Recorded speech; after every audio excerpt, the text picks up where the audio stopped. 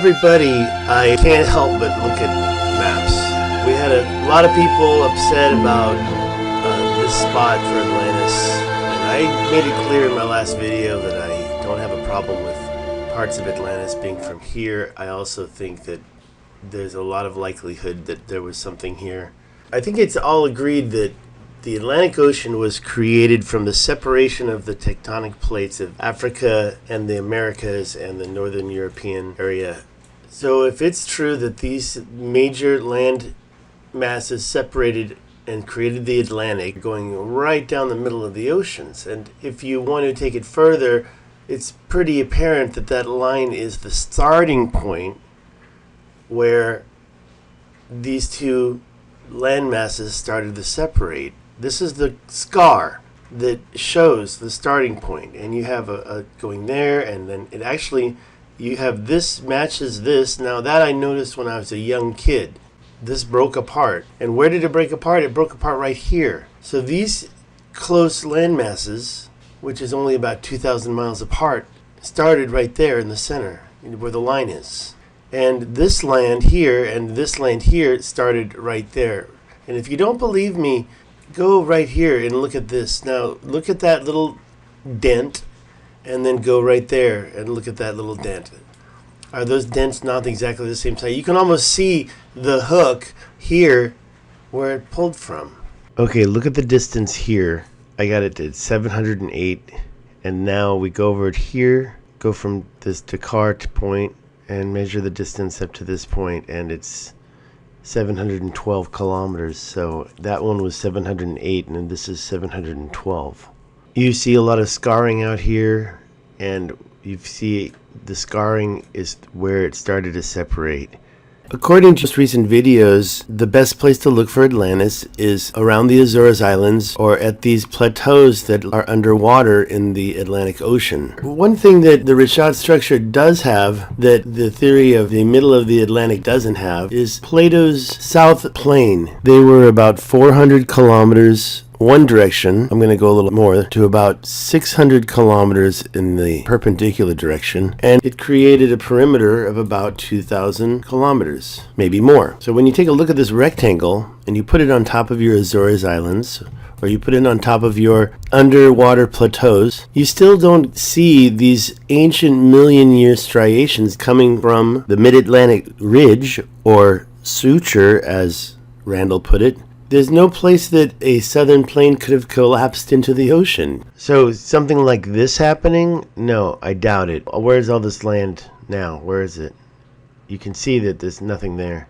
That would have been 20 to 50,000 years old, whereas the striations you see under the Atlantic Ocean are millions of years old. So there's no way that they would just disappear on top of those. Here you see a big area that could have been the southern plain. And whether or not you start here and put the eye in the middle, or you start at the eye and have a southern plain, as Plato described, you still see a lot of residual things in this whole area. This interesting sub-Atlantic grid also doesn't meet the Plato requirements. Even Spain has a bit of a problem when it comes to being the location, not just because it's all mountains and there's no plain that's that big. Not possible, is it? It is also much more than that with Spain, with the fact that that belonged to Atlas's brother. If you check into what Plato wrote, the Cadiz was where Plato's brother was, and I think he was across from it, but maybe he was actually on it. Regardless, there's no concentric circles in there, we know, because that's Spain. We also know that Plato said that the Atlanteans went as far east as the Tyrrhenian Sea, and he actually mentioned Egypt. The impassable barrier of mud statement that Plato made could mean, of course, to follow the shore. And where's the best place? Well, there is a big 30-kilometer mud bank that's been just off where the Taman Reset exited, right there by Cape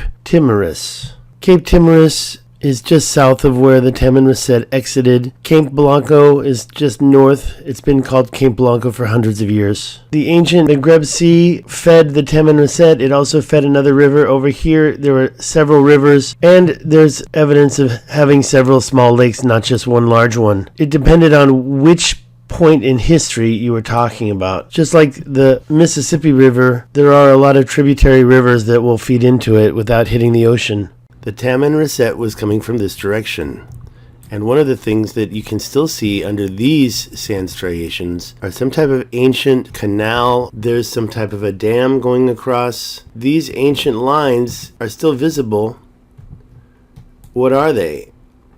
Are they canals? Are they walls? According to the topography map, they look like walls, but they could be the walls next to canals. These sand dunes are 1,000 feet higher. You've got these lines going all throughout this whole area. Was this an ancient shoreline? You're looking at the Richat structure. And not only do you have ancient shorelines going around the inside, but you have them going all along the north end of the mountainside, and that is a really tall mountain. The Taman Reset River used to run right along the Richat structure, along the northern escarpment of the entire mountain range that exists today. In fact, there is a shoreline and the residual signs of an ancient lake that even has dams built across it, probably as it was receding in height. But these shorelines are as high as 2,000 feet above sea level. Look at this gigantic arc found by an associate named Michelle. Michelle's arc is about 18 kilometers long, and it leads right up to a canal that goes around to the other side of the mountains. That canal is about 4 kilometers long, but it gets covered up with sand. You don't know where it goes. In addition to that, it's probably one of the most beautiful parts. This was an ancient lake right here. It's getting covered up by the sand coming from the Lake Maghreb. Down in the middle here, where this whole crater strike or impact, you can see it right there. Right next to it, there's an ancient canal that could be going across to that ancient lake on the north side, about 4.8 kilometers long. And it's kind of exciting when you think about how it could have been covered with sand and disappeared. But look at it. It's right there. I mean, it's nice and straight. And here's another one. This whole thing is like a ancient shoreline that was full of water and almost could go across that mountain. You get down to the other end of the whole structure and you look at these other massive possible, they're like 50 miles long each, these possible circular ditches, a stadium across, maybe two. And there's the weird ancient canals that could have led to the ocean that go right through that mountaintop. This is actually a little bit off the main mountain, but you've got these really super long canals that are right on the top of the mountain. Where are they going? I think they're going to the other side, to the ocean. There was a lot of water up there. There was a shoreline up there with a supply of water up there. That's 20 kilometers long. But that's not the longest one. I mean, look at this thing. This thing goes directly perpendicular and it goes across those mountains and it's like 63 kilometers long. And then this one here, which I think is pretty incredible, that's like 74 kilometers long. I'm not sure if you can say that those aren't man-made canals at this point. Was it the feeding river Taman Reset right there? And if it was not here, it was at least somewhere in between both. But with tributary rivers feeding the ocean that was so close, I think there was plenty of chance to have rivers throughout this whole area. Okay, let's get to the bottom line. The bottom line is I discovered that we're doomed. There's the Tenamore crater just north, about 200 kilometers. There's several other craters nearby, including this thing, which is right there next to the Richat structure. Now, I don't believe the Richat structure was a crater. If anything, it was some type of dome geology, right? There are millions of years. Or was it actually created by the kings, as Plato said? That's not something I'm interested in worrying about, but is this some type of cosmic impact strike? Could it have contributed to the Younger Dryas event? It doesn't fall within the boundary lines that I've seen. But one thing I have seen is there are some mountains missing right in the middle of the Richat structure. That circle that we've always thought was called the Quarry or some type of a plain, well, it seems like it's not just a plain, but it's a crater that's been hit with water so long that the ridges have been worn away. But it's almost a perfect 2.2 kilometer circle. And I believe that that is the comet fracture, or I believe that's the